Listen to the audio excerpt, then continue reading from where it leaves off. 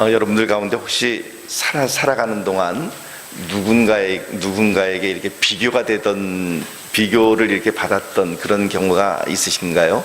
대부분 그런 경우가 한 번씩은 꼭 있죠. 저 같은 경우도 그렇습니다. 제가 제가 청소년 시절 때에 제가 참 싫어했던 것 중에, 가장 싫어했던 것 중에 하나가 어머님께서 저를 친척 형님이랑 늘 이렇게 비교하는 거였어요. 근데 그 친척 형님이 대단한 분이십니다. 소위 말해서 스카이 대학을 나오셨고, 그리고 그것도 이제 그 경영대학을 나왔어요. 그 당시에 경영학과 그러면 지금도 그렇지만 꽤 점수가 높은 그런 학과죠. 거기다가 그분은 얼마나 성실하고 또 좋은 직장을 다니는 분이었는지 그런 것들을 가지고서 청소년 시절, 그리고 또한 대학 시절 저를 늘 그 어머니께서 누구는 그랬다던데, 누구는 전교에서 1등을 했다던데, 뭐 이런 이야기를 하실 때마다 그 소리가 너무나도 듣기 싫었습니다. 아마 지금도 누군가와 나를 이렇게 비교하는 것은 별로 기분 좋은 일이 아니죠. 그분은 그분이고 나는 나고, 이렇게 이제 구분지어서 보통 이제 생각을 해야 되는데, 예를 들면 여러분들께서 지금도 어떤 목사님은 어떠시던데 우리 목사님 왜 저러실까, 이제 이렇게 말씀을 하신다면 그것도 저도 참 싫을 것 같아요. 그것도.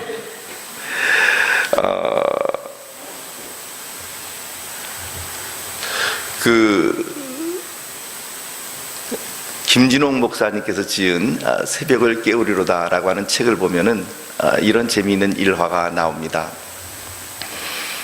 어느 날 이제 개척교회를 하실 때의 일이었는데, 어느 날 보니까는 새로운 성도님 한 분이 이렇게 오셔서 예배를 드리고, 그리고 또 함께 말씀의 은혜를 이렇게 받았습니다. 목사님께서 너무나도 마음이 좋으셨겠죠. 왜냐하면 개척교회, 우리 교회도 이제 개척교회지만 개척교회 때는 누군가 이렇게 한 분 한 분들 이렇게 오시는 것이 너무나도 소중하지 않습니까? 물론 큰 교회라 그래서 그렇지 않다는 것이 아니라 더욱더 눈에 띄지 않습니까? 그래서 너무나도 반가웠습니다. 그래서 손을 붙잡고 아이고 성도님 어떻게 저희 교회에 오시게 되었습니까? 이렇게 질문을 하자 그분이 하는 얘기가 저 앞에 있는 무당집에서 자기를 보내줬다는 거예요.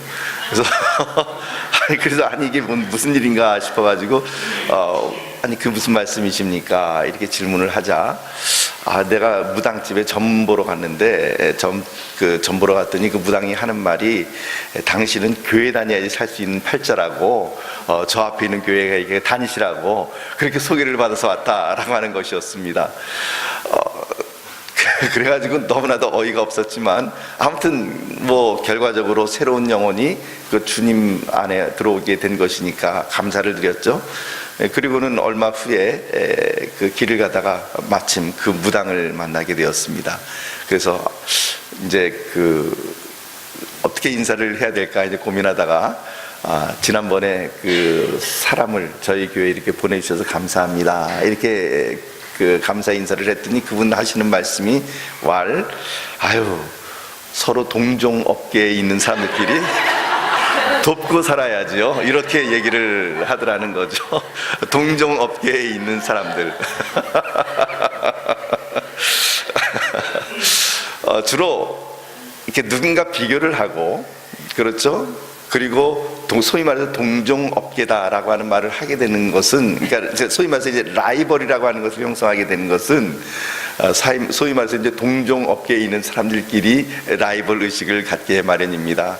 예를 들어서 여러분들께서 저랑 라이벌 의식을 안 가지십니다. 근데 목사님들끼리 또 라이벌 의식을 또 가질 수가 있어요. 물론 뭐 다 그런 건 아니겠죠. 그렇지만 그럴 수 있습니다.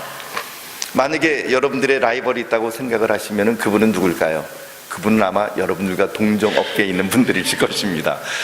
영어로 라이벌이라고 하는 말은 리발리스라고 하는 라틴어에서 나왔다 그래요. 근데 그 라이벌이라고 하는 말에 그 리발리스라고 하는 말은 어디서 나왔냐면 river, 아시죠? 강이라고 하는 단어에서 나왔어요. 근데 강이라는 말이 어떻게 강이라는 말에서 라이벌이라는 말이 나왔을까? 그러니까 강가, 이쪽 강가와 저쪽 강가에 있는 주민들이 서로 살고 있을 거 아닙니까?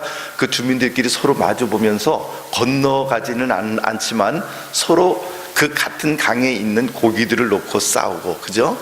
그 강의 물들을 어떻게 끌어서 이제 쓸 것인가라고 하는 것에 대해서 서로 경쟁하고, 주로 아마도 이제 그 강가에 있는 고기들을 가지고 서로 잡다 보니까 이쪽 강가에 있는 사람들이 많이 잡으면 저쪽 강가에 있는 사람들이 적게 잡고, 이런 것들 때문에 아마 이런 단어가 형성되지 않았을까라고 하는 생각을 합니다.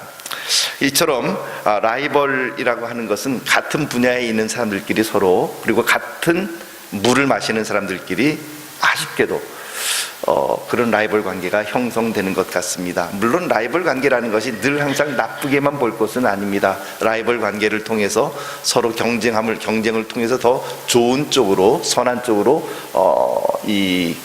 서로 간의 실력을 키워나갈 수 있기 때문에 반드시 부정적으로 볼 것은 아니지만, 그러나 이제 그 라이벌 의식이 지나치게 되면 시기와 질투와 그리고 상대방을 무너뜨리려고 하는 어떤 그런 시도와 이런 것들로, 네가 죽지 않으면 네가 죽으면 내가 살고, 내가 죽으면 네가 살고, 그래서 내가 살기 위해서 다른 사람을 밟아야만 하는 어떤 그런 라이벌 관계라고 한다면은 참 문제가 있는 그런 관계가 아닐까 싶은 생각이 듭니다.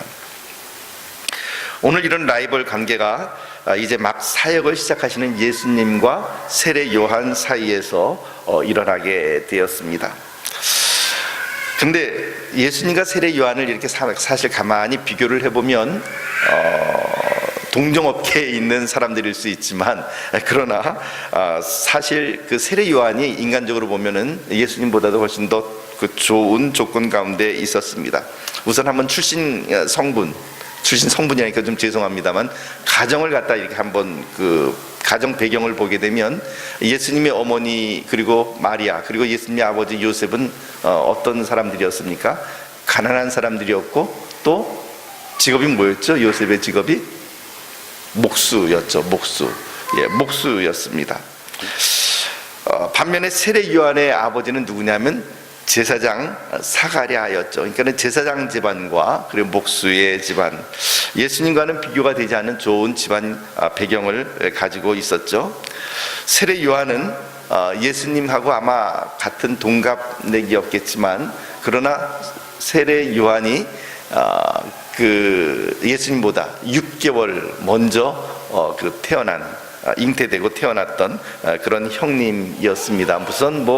물론 같은 나이에서 6개월끼리야 무슨 지금이야 무슨 상관이 있겠습니까마는, 그래도 굳이 따지자면은 연배가 6개월 더 위였다라고 하는 거죠. 예수님의 어머니 마리아와 세례 요한의 모친 엘리사벳은 서로 친척이었습니다. 우리가 그것을 잘 알고 있습니다. 그래서 세례 요한에게 있어서는 예수님이란 존재는 외가 동생이었던 것이죠.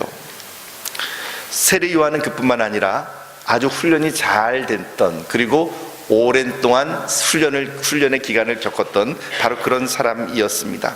예수님이 공생애를 시작하기 전에 40일 금식 기도를 했습니다. 하지만 그거 외에 예수님께서 무슨 훈련을 받았다든지, 물론 아마 회당에서 무슨 훈련을 받았을 것 같긴 합니다만은, 그러나 공식적으로는 기록 가운데는 나타나지는 않습니다. 하지만 반면에 세례 요한은 아예 광야에서 살았던 광야의 사람이었습니다. 메뚜기와 석청으로 음식을 삶고 광야에서 기도하고 말씀을 묵상하면서 철저하게 잘 훈련받은 그런 그 광야의 사람이었죠. 그뿐만 아니라 세례 요한은 예수님보다 먼저 사역을 시작했습니다. 예수님께서 30세에 사역을 처음 시작하셨을 때 이미 세례 요한의 명성은 온 이스라엘에 퍼져 있었고, 세례 요한이 사역지로 삼았던 요단강가 베다니 근방은 세례 요한을 만나려고 하는 사람들, 그리고 세례 요한에게 세례를 받으려고 하는 사람들로 얼마나 많이 북적거렸는지 모릅니다. 얼마나 많이 북적거렸는지 예루살렘에서 사두개인들과 그리고 바리새인들이 파견 나와서 그 현장을 조사할 정도였던 것이죠. 심지어 당시 이스라엘 사람들 가운데에서는 세례 요한이 메시아라고 하는 소문이 널리 퍼져 있었습니다. 누구보다 먼저 사역을 먼저 시작했다. 그건 뭐 그렇게 중요한가? 근데 그게 사람들 사이에는 꽤 중요하더라고요. 저도 참 재미있는 게 이 남수원 노회에 이제 그 노회가 있지 않습니까? 그 목사님들이 이렇게 모이시면 서열을 따질 때 누가 먼저 남수원 노회에 먼저 가입했느냐 이걸 가지고서 이렇게 서열을 따집니다. 어떨 때 보면은 참 도토리 키재기 같고, 하지만 예를 들어서 뭐 작은 거 하나라도 누가 먼저 서로 먼저 하려고 하는 그런 이 찬스가 온다면 그때 중요시 되는 게 누가 먼저 가입했느냐, 누가 먼저 고참이냐 이런 것들을 가지고 따집니다. 재밌죠? 목사님들 세계도 그렇답니다. 세례 요한만 그런데 세례를 주는 것이 아니라 바로 그 당시에 예수님께서도, 그리고 예수님과 제자들이 아마 세례를 주기 시작했던 것 같아요. 예수님에게 세례를 받은 사람이 있다면 그 사람은 아마 굉장한 행운아일 것 같은데, 그런데 마침 오늘 성경 말씀 보니까 요한의 제자 중에 어떤 유대인과 함께 정결 예식에 대한 논쟁이 벌어졌습니다. 우리 그 25절 말씀을 한번 같이 읽어보죠. 25절 말씀을 제가 찬미자매에게 말씀을 안 줬어요. 25절 말씀 우리 같이 한번 읽어봅시다. 25절 시작. 이에 요한의 제자 중에서 한 유대인과 더불어 정결 예식에 대하여 변론이 되었더니, 한 유대인이 요한의 제자들과 더불어서 변론을 했습니다. 그런데 변론의 대상이, 그 변론의 주제가 무엇이었는가 하니 정결 예식이었습니다. 정결 예식이라고 하는 것은 아마도 분명히 이 세례에 관한 것이었을 겁니다. 지금도 이제 저희가 유대 땅에 성지 순례를 다니다 보면은 이 정결탕이라고 하는 것이 있습니다. 미크베라고 하는 것인데, 유대인들이 정결 예식을, 예를 들면 구약에도 보면 부정함을 입지 않습니까? 뭐 시신을 만졌다든지 어떤 부정함을 입게 되었을 때는 옷을 빨고 그리고 목욕을 하고 해가 지고 난 후에 진영에 들어올 수가 있었죠. 그런 것이, 옷을 빨고 목욕을 한다라고 하는 것이 우리가 생각하는 것처럼 막 빨래비누로 옷을 빡빡빡빡 문질러서 막 널고 그 다음에 떼수건으로 이렇게 잘 밀고 그런 종류의 정결 예식이 아니라, 옷을 입은 채로 일종의 웅덩이 같은 곳이 있는데 그 웅덩이에 이렇게 더 걸어 들어갑니다. 걸어 들어갔다가 자기 자신을 담그고 그 다음에 다시 일어나서 나오게 되는 거죠. 그런 식의 그 정결 예식을 많이 행해 왔습니다. 그래서 이제 그런 정결 예식에 관한 것이었는지 아니면은 세례 요한의 세례에 관한 것이었는지는 우리가 알 수 없지만, 그러나 그 논쟁이 어떤 내용이었는지를 대충 짐작해 주는 내용이 26절 가운데 나타납니다. 논쟁 끝에 요한의 제자들이 요한에게 와서 이렇게 이야기합니다. 26절 말씀 우리 같이 함께 읽어보도록 합시다. 26절 시작. 그들이 요한에게 가서 이르되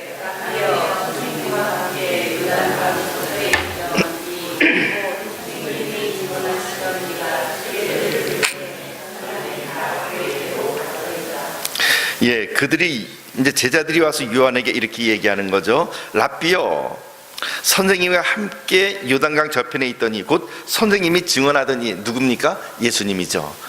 하나님의 어린 양이로다 라고 그렇게 증언했던 그 예수라고 하는 이가 세례를 베풀매 사람이 다 그에게로 가더이다.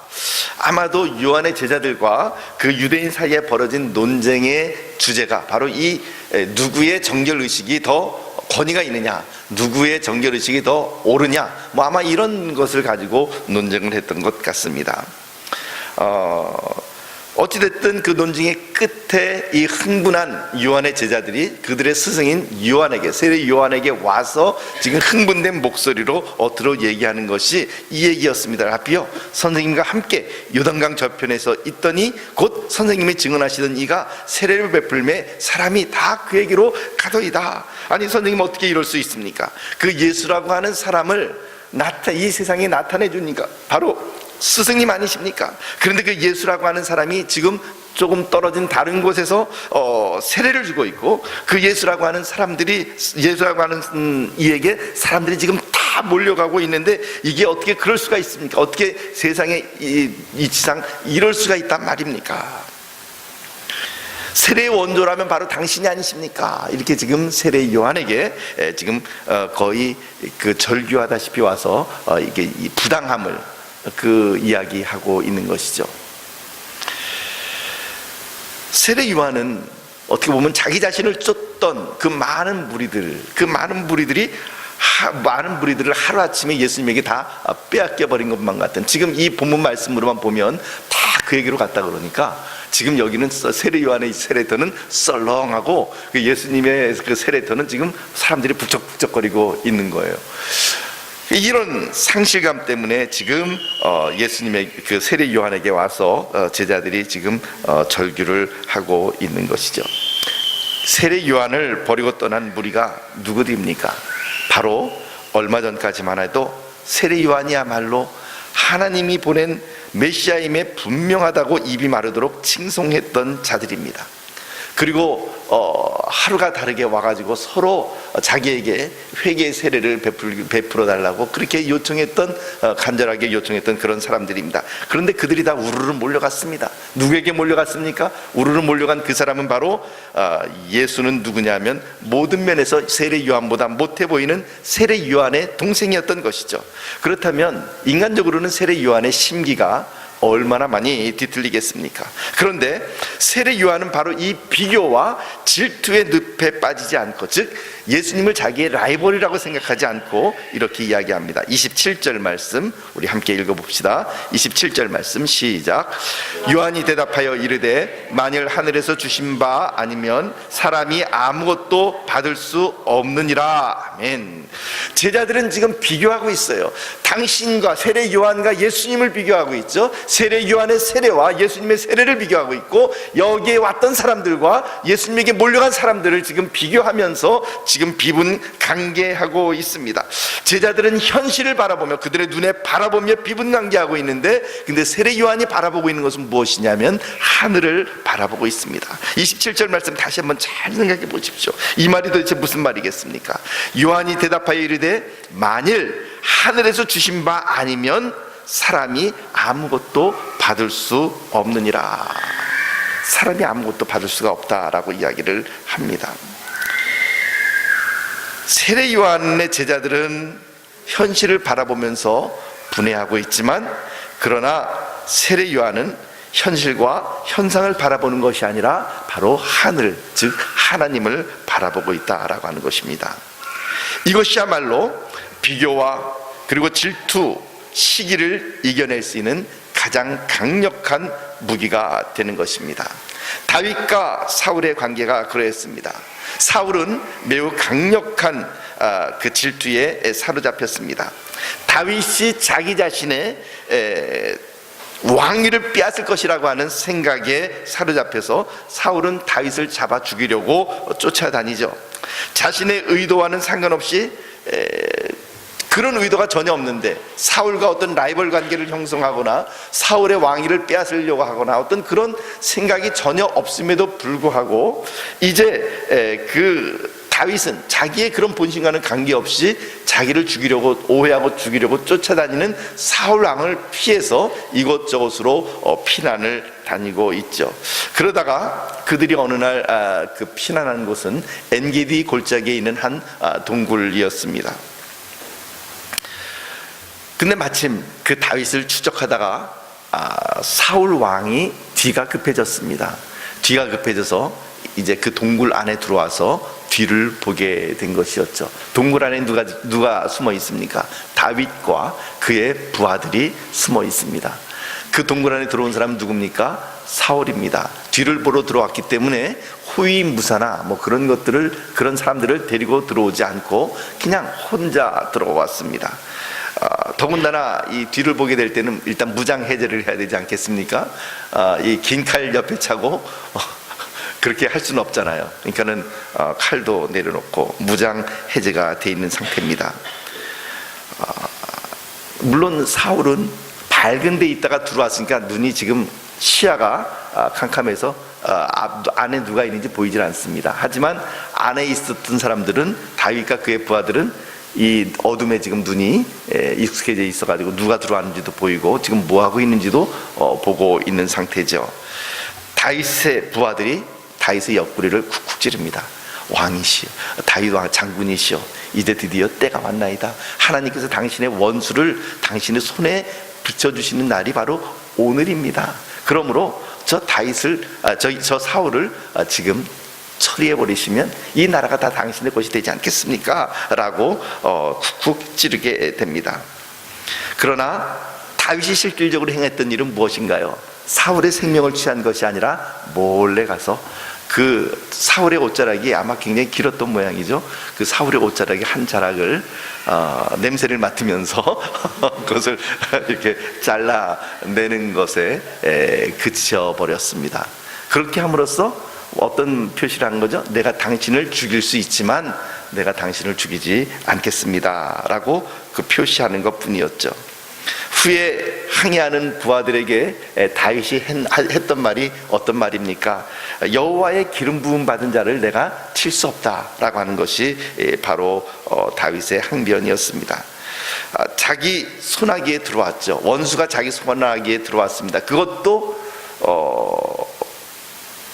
부당하게 자기를 핍박했던, 그래서 그 부당하게 원수를 갚아버리면 그만이고, 원수를 갚으면 그뿐이 아니라 이제 이 이스라엘이라고 하는 나라가 자기 손아귀에 들어올 수 있는 그런 찬스였지만, 그러나 다윗은 이렇게 이야기를 하는 것이죠. 필요하다면 하나님께서 사울 왕을 치실 것이고 내가 치는 것은 옳지 못하다. 왕위라고 하는 것은 하나님께서 누군가에게 주시는 것이지 내가 왕을 죽였다고 해서 내가 그 왕위를 취할 수 있는 것도 아니다 라고 하는 것입니다. 철저하게 어떻게 합니까? 모든 복수를 다 하나님의 손에 맡겨버리는 것이죠. 그것이 바로 오늘 세례 요한이 이야기하는 만일 하늘에서 주신 바 아니면 사람이 아무것도 받을 수 없느니라 라고 하는 이 말씀과 동일한 맥락에서 지금 다윗이 행동하고 있는 것이죠. 다윗 역시 어떻습니까? 결정적인 순간에 현실과 사람을 바라보는 것이 아니라 하늘을 바라보고 있다라고 하는 것입니다. 세례 요한 역시 가장 힘든 시기에 하늘을 바라봅니다. 여러분, 연예인들 가운데 가장 허탈할 때가 언제냐면 연예인들이 물론 뭐 제대로 그 훈련과 수양을 받지 못해서 이제 그런 것일 수도 있겠지만, 사람들이 열광적으로 콘서트에 와서 환호하고 박수 쳐주고 그러고 난 다음에 사람들이 썰물까지 다 나가고 난 그 자리에서 굉장한 허탈감을 느낀다 그럽니다. 그런데 그냥 사람들이 빠져나간 정도가 아니라 그 사람들은 자기를 그래도 여전히 좋아하는 사람들이잖아요. 그런데 이번에는 세례 요한의 경우는 어떻습니까? 사람들이 다 빠져나갈 뿐만 아니라 누구에게 가냐면 라이벌에게, 어떻게 보면 인간적으로 보면 라이벌인 예수에게 지금 다 사람들이 가버린 그런 상황이었죠. 가장 힘든 시기였지만 세례 요한은 하늘을 바라보고 있습니다. 사랑하는 성도 여러분, 우리가 이 땅에서 직면하고 있는 마음의 갈등들, 그리고 이 땅에서 우리가 살아가는 동안 겪는 신앙의 갈등과 신앙의 싸움들은 바로 이런 것들입니다. 현실과 환경을 바라보게 될 때에 그 현실과 환경은 우리를 부추깁니다. 우리로 하여금 손을 들어서 원수를 갚으라고 그렇게 부추깁니다. 그러나 그때 우리가 멈추고 서서 바라봐야 할 것이 있는데, 그것이 어느 곳이냐면 바로 하늘입니다. 하나님입니다. 그것이 바로 오늘 우리가 이 땅에서 싸워야 할 신앙의 싸움인 것이죠. 쓰라리고 아픈 현실 가운데에서 현실만을 바라보는 것이 아니라 그 아픈 현실을 허락하신 하나님을 바라보는 것이죠. 그것이 바로 세례 요한이 말한 27절의 말씀, 만일 하늘에서 주신 바 아니면 사람이 아무것도 받을 수 없느니라 라고 하는 이 말씀의 의미인 것입니다. 욥기를 보면 동방에서 소문난 의인 욥에게 커다란 시험이 닥쳤습니다. 남부러울 것 없었죠. 그에게 엄청난 부가 있었습니다. 자녀들이 얼마나 많이 있었는지 모릅니다. 하지만 그에게 어느 날 강도들이 들어와서 그의 전 재산을 다 털어갑니다. 하루아침에 알거지가 되었고, 그리고 그의 모든 자녀들이 큰 바람에 의해서 집이 무너져 내려 순식간에 모든 자녀가 다 죽고 말았다고 하는 비극적인 소식이 들려왔죠. 전 재산을 잃어버렸고, 그리고 전 자녀를 다 잃어버렸습니다. 정신 차릴 수 없는 그런 상황 가운데서 욥이 고백한 것이 욥기 1장 21절 말씀입니다. 우리 함께 같이 읽어봅시다. 욥기 1장 21절 시작. 이르되 내가 모태에서 알몸으로 나왔사온즉 또한 알몸이 그리로 돌아갈지라. 주시니도 여호와시오 거두시니도 여호와시오니 여호와의 이름이 찬송을 받으실지니이다 하고, 소위 말해서 공수래 공수거라고 하는 말이 바로 그 말과 같은 의미죠. 내가 모태에서 알몸으로 나왔사온즉 또한 알몸이 그리로 돌아가올지라. 주시니도 여호와시요 거두시니도 여호와시니 여호와의 이름이 찬송을 받으실지니이다 라고 그렇게 고백을 합니다. 사랑하는 성도 여러분, 어떻게 전 재산을 버렸는데, 그리고 자기의 모든 자녀가 한 시간에 다 몰살을 당했는데 어떻게 그것이 찬양의 이유가 될 수가 있겠습니까? 우리는 그런 그 순간에 찬양을 할 수 있겠습니까? 결코 그럴 수 없습니다. 그러나 한 가지 가능성이 있습니다. 그 가능성이란 무엇이냐면 지금 욥이 지금 이야기하고 있는 것이죠. 전 재산을 잃어버린 것 팩트, 현실입니다. 전 자녀가 한 시간에 몰살당한 것도 팩트, 사실입니다. 그리고 그 팩트 앞에서 우리의 심정이 무너질 수밖에 없죠. 그런데 그때 욥이 바라보고 있는 것이 무엇이냐면 주신 이도 여호와, 거두신 이도 여호와. 다시 이야기하면 그의 시선이 누구에게로 향하고 있습니까? 바로 하나님에게로 향하고 있다라고 하는 것입니다. 사랑하는 성도 여러분, 시기와 질투와 비교심과 그리고 또한 때로는 나에게 닥쳐온 견딜 수 없는 그런 어려움이 있을 때에 그때 우리가 바라봐야 할 곳은 어디입니까? 그것은 바로 하늘입니다. 내 현실을 바라보는 것이 아니라 현실 뒤에 숨어있는 하나님을 바라보게 되는 것이죠.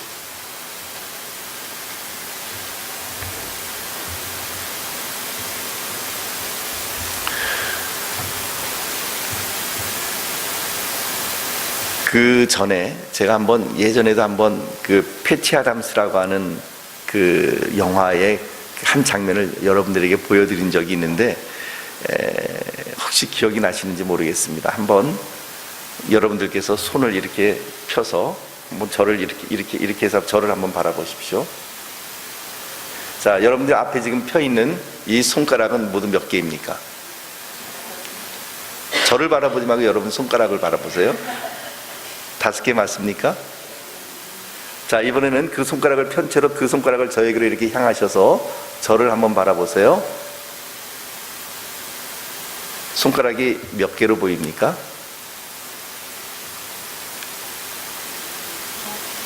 9개, 8개, 10개.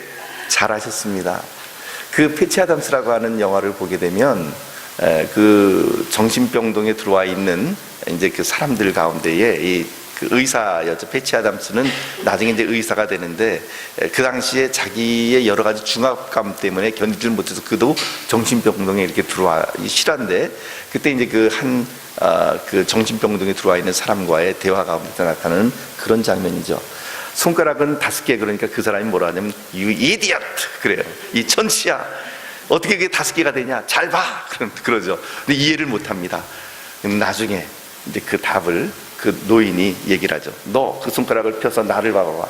네 손가락에 포커스를 맞추지 말고 나에게 포커스를 맞추고 손가락을 봐봐. 몇 개로 보여? 이렇게 얘기를 하죠. 그러니까는 9개, 10개, 8개, 뭐 이제 여러 개의 답이 나올 수 있겠죠. 그랬더니 그제서야 You're right, 잘 봤어, 그렇게 이야기를 합니다. 여러분, 현실이라는 것은 손가락과 같습니다. 현실을 바라보면 5개죠. 분명히 5개입니다. 그런데 그 현실을 뒤에 누가 있습니까? 하나님을 쳐다보게 되면 현실은 달라 보이기 시작합니다. 5개가 아닐 수 있습니다. 5개가 아니라 8개, 9개, 10개일 수 있고요. 그 현실 뒤에 있는 누구를 바라보느냐, 어디에 포커스를 맞추냐에 따라서 우리의 삶은 전혀 다른 성향으로 나갈 수 있다고 하는 것입니다. 사랑하는 성도 여러분, 우리가 포커스를 현실에 맞춘다면요, 불평합니다. 괴롭습니다.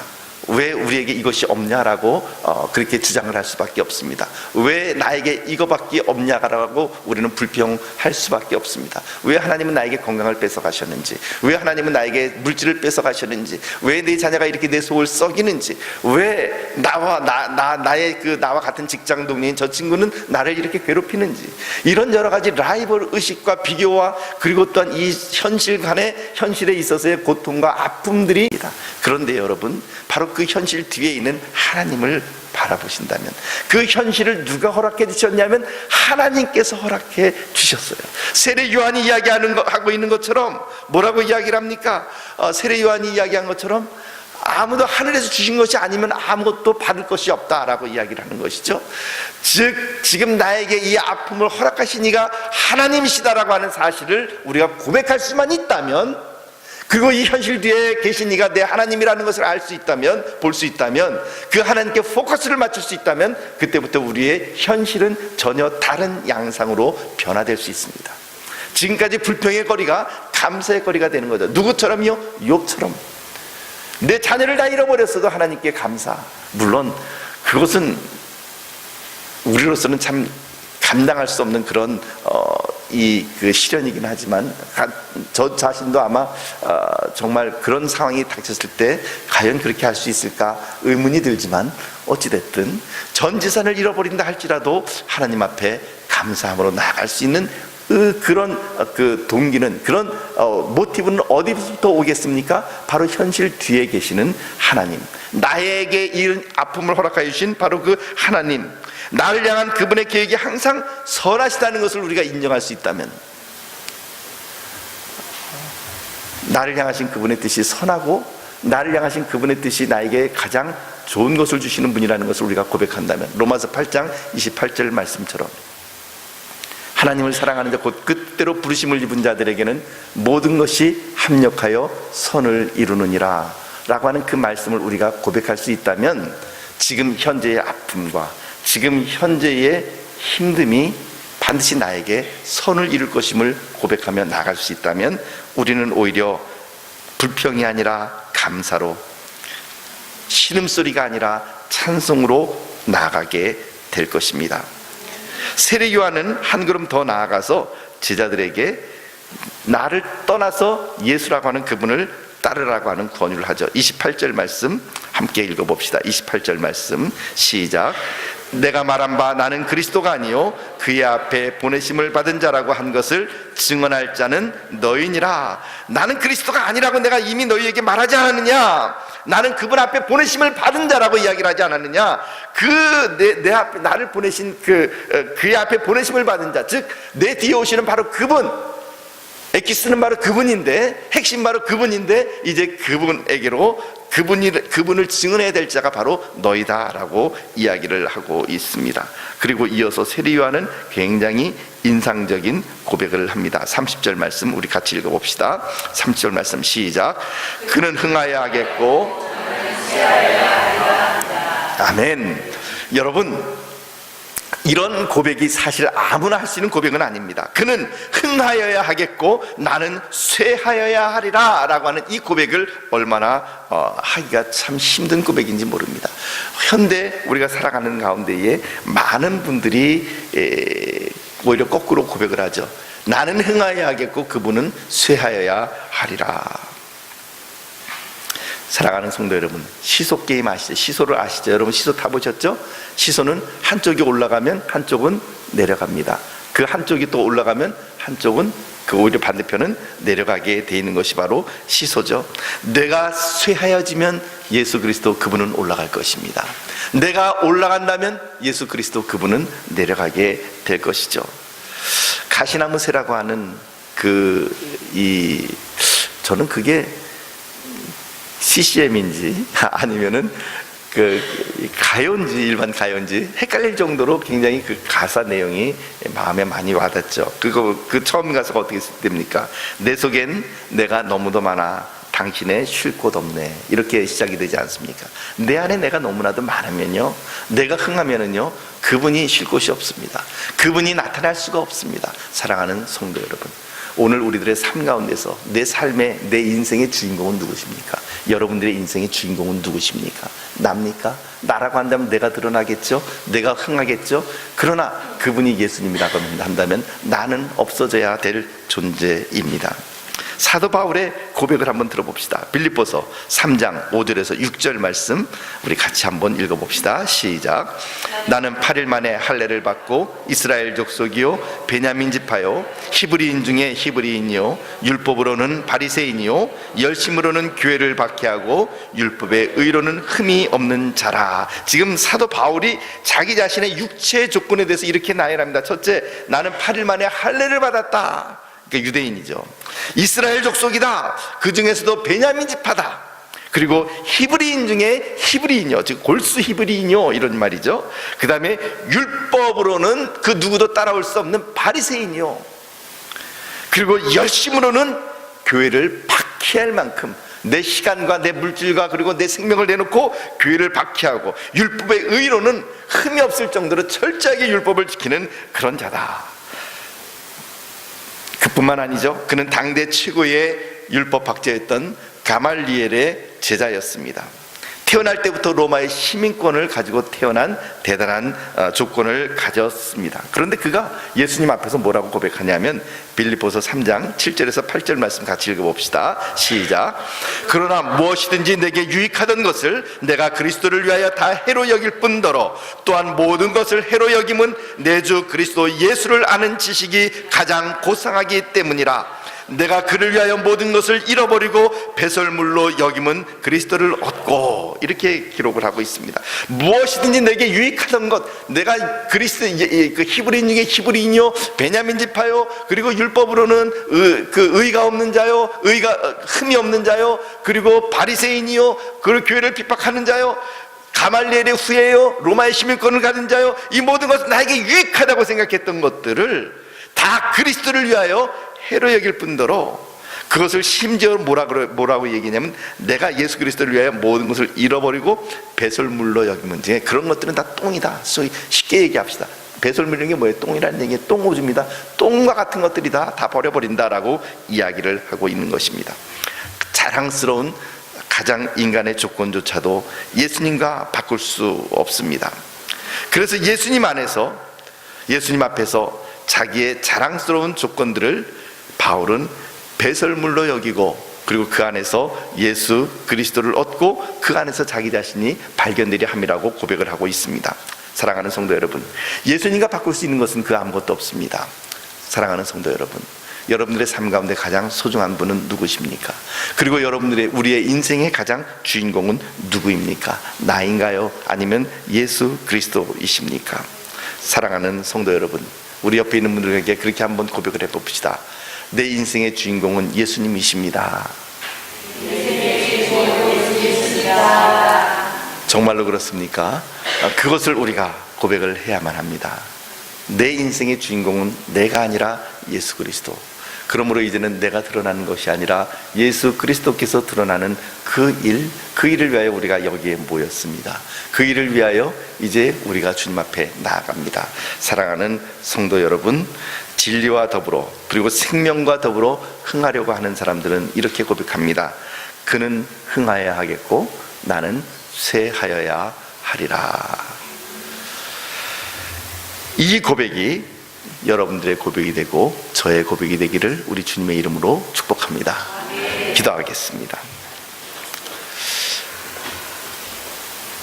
하나님 아버지, 내 인생의 주인공은 내가 아니라 주님이신 것을 고백을 합니다. 사랑하는 주님,